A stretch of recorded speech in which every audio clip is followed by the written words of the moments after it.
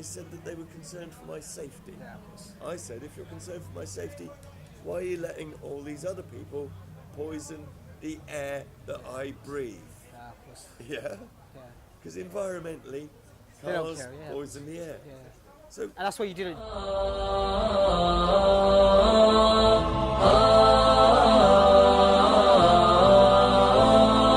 كن سعيدا كن فريدا عش بفخر في الحياة لا تبالي فالمعالي بالتحدي لا سواه كن سعيدا كن فريدا. Now, ready.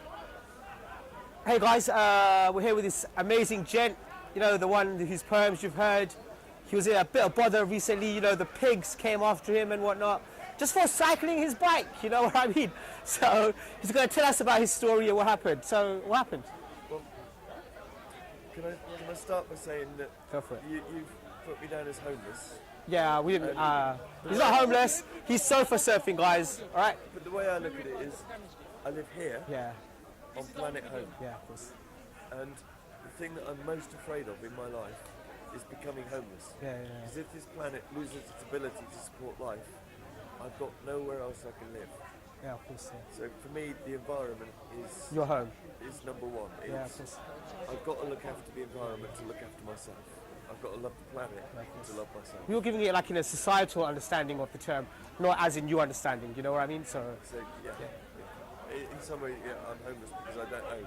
Yeah, exactly. That's we were giving it the society's understanding, not of your altruist, of your enlightened understanding that the planet is our home, and as long as you've got your planet, you're alive. As long as you've got the soft grass, you've got the rain. Water to drink, food to eat. As long as you've got a planet that will sustain life, you've got somewhere we can live. Of course. If the planet loses its ability to sustain life, we've got nowhere to live. Yeah, of course. So in that way, And that way you've got everything. I'm at home. Yeah, of course. My experience with the pigs, Yeah. as they're called. I'd just fallen out with my wife. Okay, sorry. I'm a married man. Okay, sorry. My wife, Sorry about that. You're married man. I'm married man as well. My wife has a house, Yeah. and she lives in the country, Okay. in a nice house in the country. And I was living with her in the nice house in the country. Well, Yeah, I was yeah. living in the annex. Yeah, of the nice okay, house in yeah. the country. And we fell out.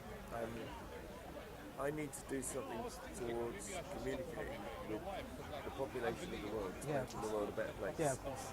And I was finding being on a hill in the middle of nowhere, not the best place, not most conducive to communicating with the rest of the world. Yeah, of course. I'm not the greatest at computer use, Yeah, of course. and my wife has a computer and offered to buy me one. Yeah. But as she had a computer and she goes to bed early, that means there's a period of time between when she goes to bed and when I go to bed that I could have used her computer. And I thought that that was a way of using resources Yeah, of course. without abusing Yeah, excellent. resources.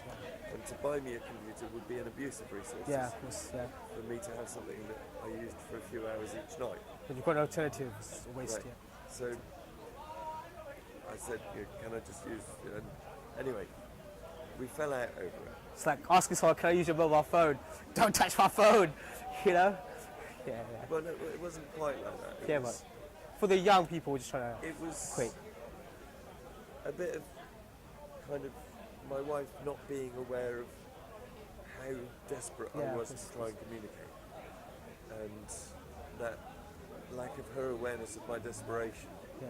led to a fall down in our relationship. Okay. So I left in a very pissed off state of mind, very angry, very upset. The person that I'd married turned into my mother. Have you got battery? Yeah, yeah. Give me a spare battery. I haven't got a spare battery. Sorry. Only bag? No, sorry. All three of them gone? Mine's a double A. No, the camera battery. Oh yeah, it's in the bag. No, it's in the camera. Alright. You won't need it. That'll last for a while. Alright. Don't worry, we'll cut that bit out. Yeah. So you were saying? Yeah, so we fell out with each other, or I fell out with her. Was in a very angry and frustrated and pissed off state of mind, and felt that the best place for me to communicate with the rest of the world was the middle of London. Yeah, of course. Because sat on Trafalgar Square, the middle of London, the whole world goes behind me. Yeah, yeah. So people from China, people from Japan, well, people from literally all over the world walk past that place. Yeah, of course. So chalking poetry on Why the people floor. come Hyde Park? So chalking poetry on the floor, drawing pictures in coins, or writing Yeah, in of course. coins, and chalking pictures, chalking poetry. And your poems and whatever. Artist expression, right? Is a way of trying to communicate with the world. And it means every now and then somebody would stop talking. Anyway, I left DAWAH, cycled as far as Exeter, Yeah. was trying to find the road to Bristol, couldn't find it, and somebody said, oh, the A38 starts at Calampton. Yeah.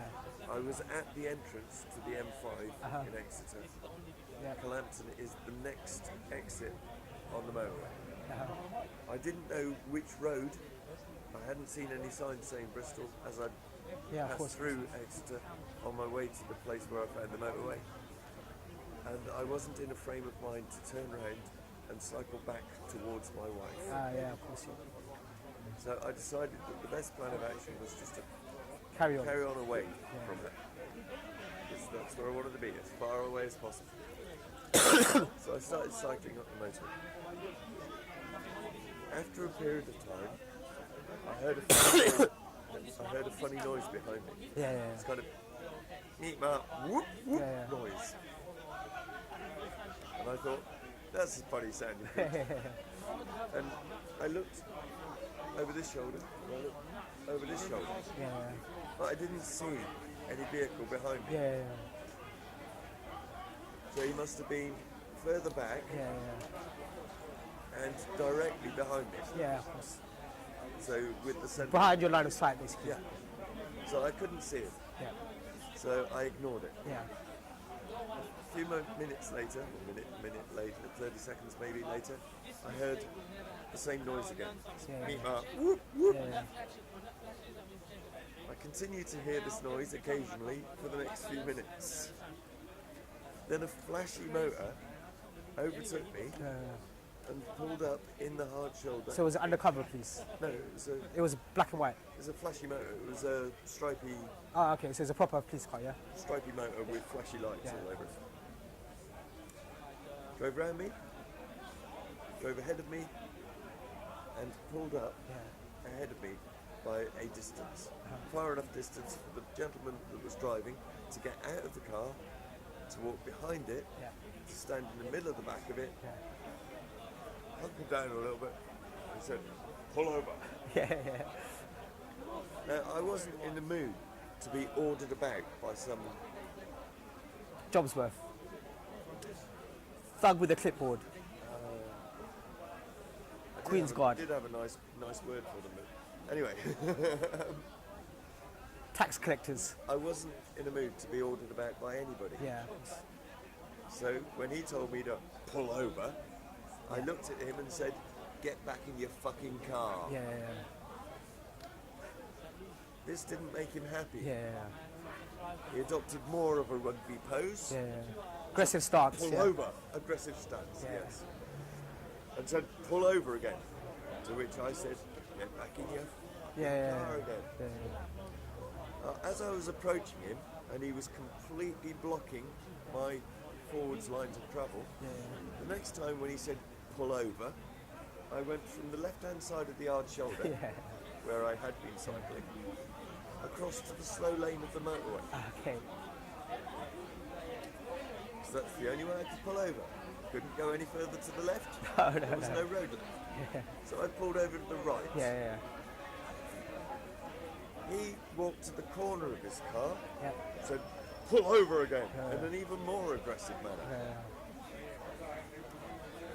As he was close to the slow lane of the motorway,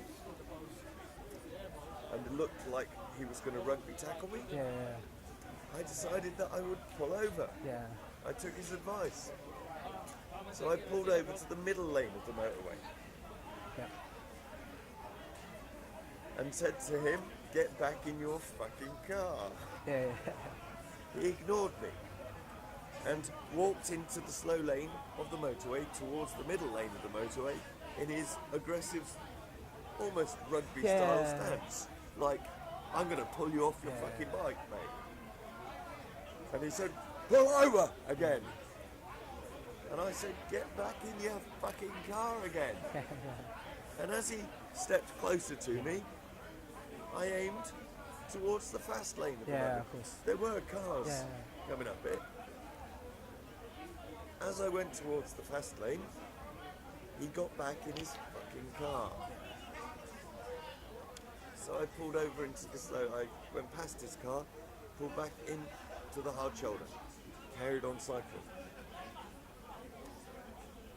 Within a few minutes, I discovered that there were now 5 police cars. Soft chase down the motorway, yeah? There was one in front of me, one behind me, and 3 to my right-hand side. Like some O.J. Simpson stuff, yeah? And you on your bike, going, screw you, I'm going, okay. At which point, the one closest to me on my right-hand side opened his window and started having a conversation, which I'm afraid I called them. Some rude words. You won't say all of them, but some rude words, yeah? I tried to inform them of the fact that my bicycle on the left-hand side of the hard shoulder wasn't causing any delay or problems for any of the motorists on the motorway, but them driving at my bicycle speed in the slow lane was causing an obstruction for everybody. Yeah, so you taught them the highway code. So I tried to inform them of the fact that I'm happy to pull off at the next exit because I was going to pull off at the next exit anyway. Yeah. And there's no need for you to block that lane. Yeah, of course. Because I'm pulling off at the next exit. Yeah. To which they weren't happy. Yeah.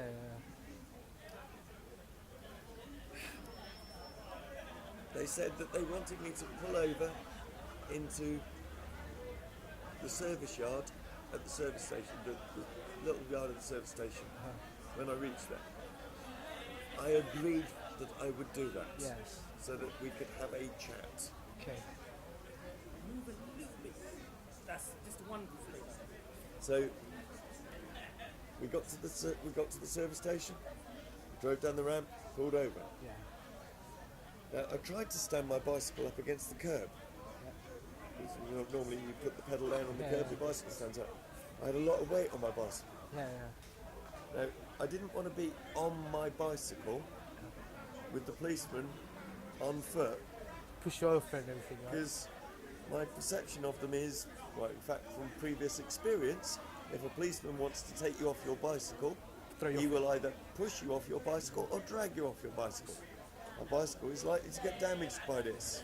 So I tried to put my bicycle in a safe place and step away from it. Well, my bicycle fell over. Now the police have reported me throwing my bicycle to the ground. Yeah, of course. Now we know that when you bring your bike here, you look after it, you keep an eye on it. That's how you go around to get the sandwiches to the other homeless guys, wherever. My bicycle fell over. You're not going to be throwing it around. My bicycle fell over. There was not like I could do it. I stepped away from it so that it wasn't going to get damaged by the 10 policemen, 5 police cars, 2 police cars. Well, as far as I know, you have 2 policemen in every car. Yeah, of course. So I had 10 policemen. For one guy with a bike. Me. Yeah. So I felt a little bit intimidated by this group of hired thugs. Tax collectors. No, hired thugs. Tax collectors. They're basically tax collectors with a badge. Because, that's what the police has become now. Find this guy, find that guy. They don't even chase crime anymore, really. You know what I mean? Crime has to stay at a certain level to justify the police. Exactly. It's all part of the system. Right. I agree with you there, Tim. So that's why the punishments are not They deterrent. said that they wanted to talk to me. I agreed. They said that they wanted to search me to make sure I didn't have anything that would cause them harm. Yeah, of course. So I emptied my pockets onto the floor as quickly as I could and said, there you go. Well, they said, oh, we can't search you here. We need you over there against that wall. Stood like that. So, reluctantly, though on my own, without assistance, I walked over to the wall and I held my hands up like this. I felt 2 hands of one policeman going down this leg 2 hands of another policeman going down this leg, 2 hands of another policeman going along this arm, and 2 hands of another policeman going along this arm. Yeah, of course. So there were 4 policemen behind me searching me. Yeah. Takes 4 people to do a search. Nah. Right. I used to do that sort of job. When this gentleman on my right arm got to here, he put a handcuff on me. Now the handcuffs are a solid bar handcuff, like a spanner. Yeah. He put it on this wrist and started twisting it. Yeah. Okay. To which I said, fuck you, Yeah. and held my arms as firmly in front of myself as I could. Normally they'd give you, they tell you, look, we're going to cuff you now or wherever. You know, they wouldn't just cuff you for no reason like They that. said they wanted to search me. Yeah, even if I they cuff you, they complied. don't. They said they wanted me to pull over. Yeah. I complied. They wanted to search me. I complied. Yeah. Right. He put the cuff on, started twisting. Yeah. At that point, I said, fuck you. Yeah. And I put my arms in front of me and tried to hold them there. Yeah. The numbers of policemen on my arms grew Yeah. until they had sufficient force to force my arms Twist you behind up. my back and lock my hands Yeah, together. they were twisting you up.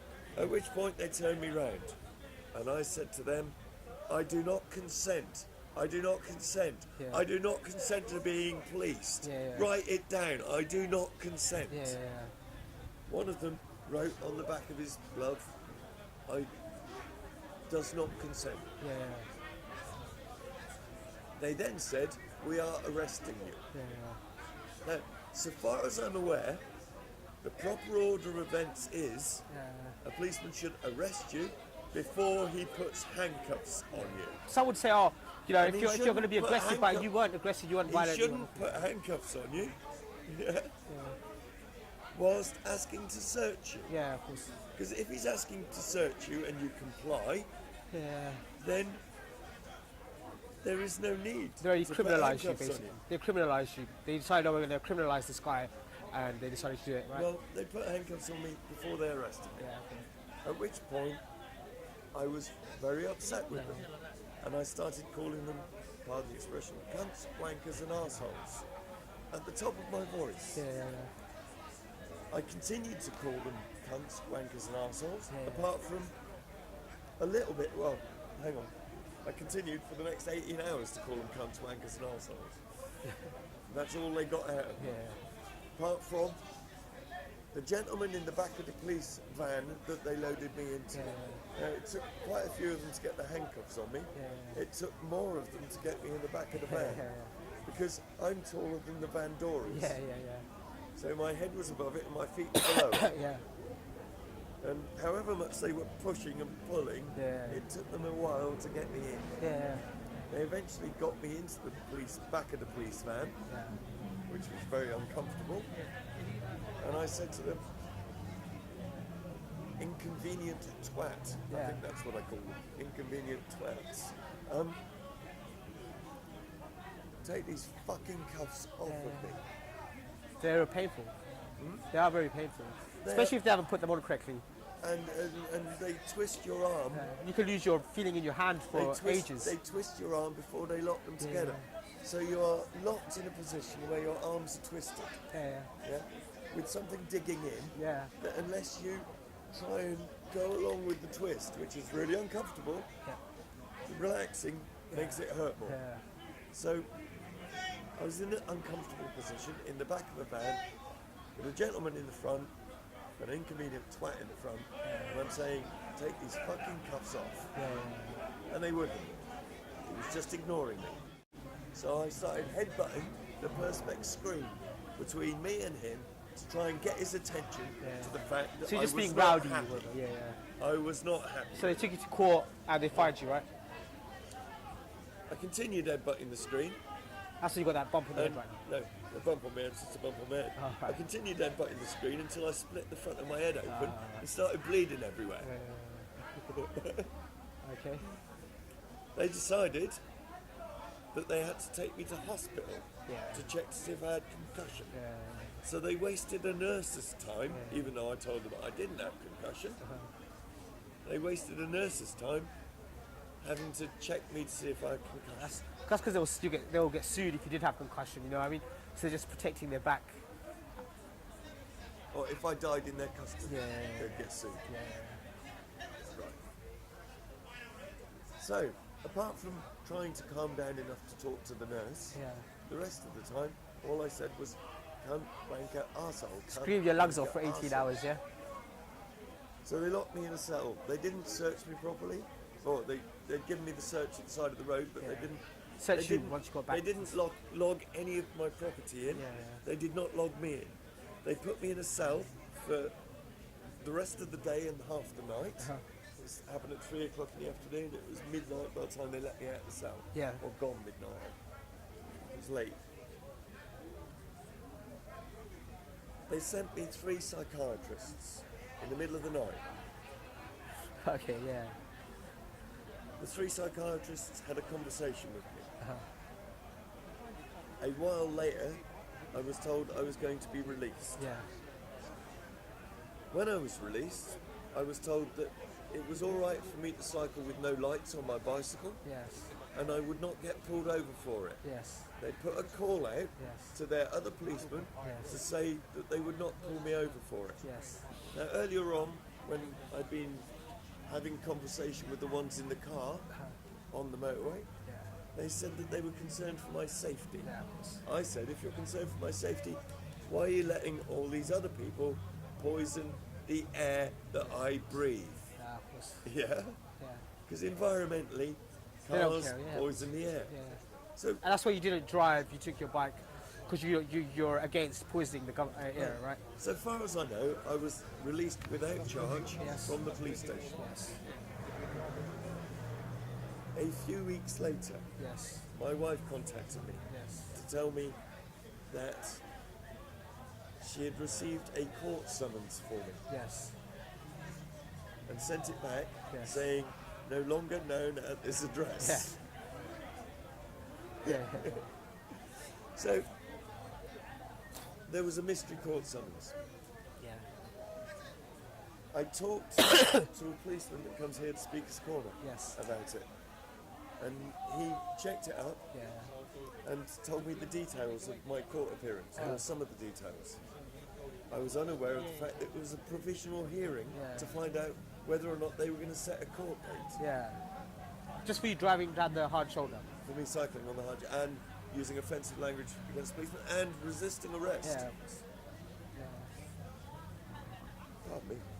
So I cycled down to Exeter because the choice was, if I stayed in London, a warrant would have been put out for me. Yeah, cool. I would have been assaulted again by another bunch of the same thugs, the Yeah. gang that I don't actually appreciate. I would have been stuffed into the back of another motor, which would have been an uncomfortable experience. Yeah, of course. And I would have been driven from here, London, down to Exeter. Uh-huh. Now, environmentally, I'm not into the idea of burning fossil fuels, Yes. and the idea of burning more fossil fuels in Yes. order to take another journey Yeah. that was a total waste of time didn't turn me on. Yeah. So, given that choice, I decided I should go to the court under my own steam. Yeah. So I got on my bicycle, cycled down to the court. You stood up for your principles, basically. To a degree. When I got to the court, I talked to the duty solicitor. Well, it took me 3 days to get down there. The third night I slept on the steps of the court. Yeah. In the morning when I went to court, I talked to the duty solicitor. He wanted to talk to me. We discussed it. He said, well, seeming that you don't have any respect for their authority, Yeah. and I said to him, as far as I'm aware, the only authority is God, Yeah. and all men are equal. Yeah. So when a man says that he has authority over me, or acts like he has authority over me, sorry, he's having a bubble. Yeah. Yeah. It's not true. Yeah, of course. So, Guys, try to wrap it up in 5 minutes. If you can. yeah. So I went along to the court, Yeah. and the what do they call him? The duty solicitor said to me, well, yeah, I told him Yeah. what I just told you. He said, well, they shouldn't have put the cuffs on you Yeah. before they arrested you. Yeah. So technically they were in the wrong. Yeah. And their statement Yeah. says that they talked to you Yeah.